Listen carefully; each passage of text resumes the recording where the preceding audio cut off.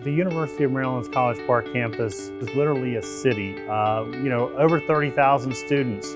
You throw in your faculty, your staff, you throw in vendors, you're approaching 50,000 people. Population-wise, we're probably the 5th largest city in the state of Maryland. My name is Don Hill. My role here at the university is in facilities management in the engineering and energy group. My name is Susan Corey. I'm the Energy and Conservation Manager at the University of Maryland. The engineering and energy group is responsible for several things. One is operation of the power plant on campus. We depend on power for just about everything in our day-to-day life on campus, from the work we do on our computers to lighting and air conditioning and all the building systems within all the campus buildings.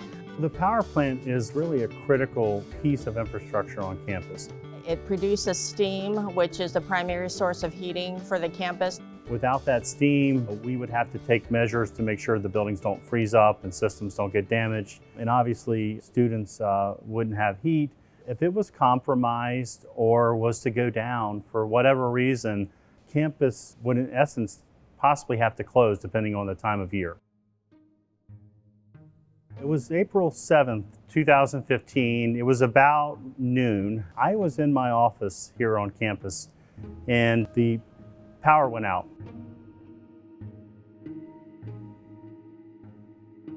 So after sitting there for a moment and seeing the power not come up, stepped outside, walked across to the service building, opened the door to that building, no lights are on.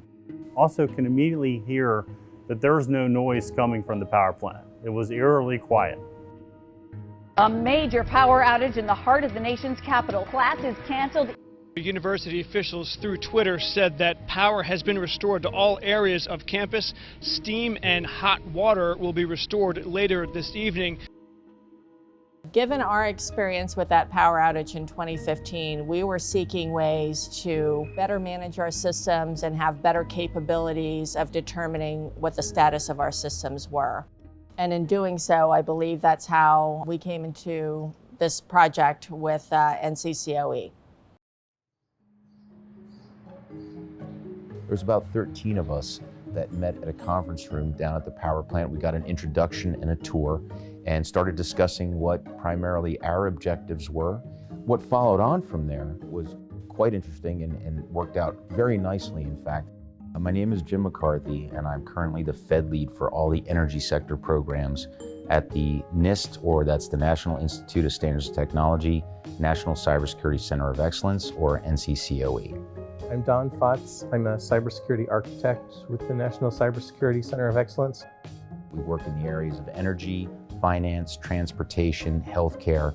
We basically work with industry to understand their most prominent cybersecurity challenges, and we set about working directly with them in collaboration and developing solutions. We worked with the University of Maryland primarily because we realized that we needed more than just a laboratory prototype. It served as the perfect platform to demonstrate to energy companies that we could look at real-life operations and basically develop solutions that would subsequently have more credibility in the eyes of industry. The overall experience working with the NCCoE has been great. They have brought a tremendous amount of value to the university. Some of the things that they've shown us are being applied right now in our shops. The whole business model that the NCCoE brings forward, this direct collaboration with industry, academia, and even government, or whomever wants to participate with us, it's purely collaborative. The solution is actually documented in something called a practice guide. That is published for anyone to read, to see, and take any information that they think is useful from it. The solutions are easily adoptable by organizations in other industries. We want to make them practical for organizations of all sizes.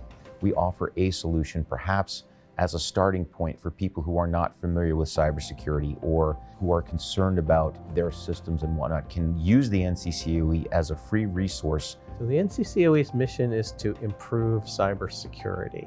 If you think about it, electricity is important to pretty much everything in our world.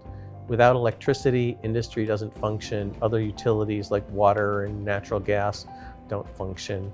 So by developing these solutions, for the energy sector, we're essentially raising the cybersecurity posture of the nation and ensuring a critical aspect is always there to support these other infrastructures.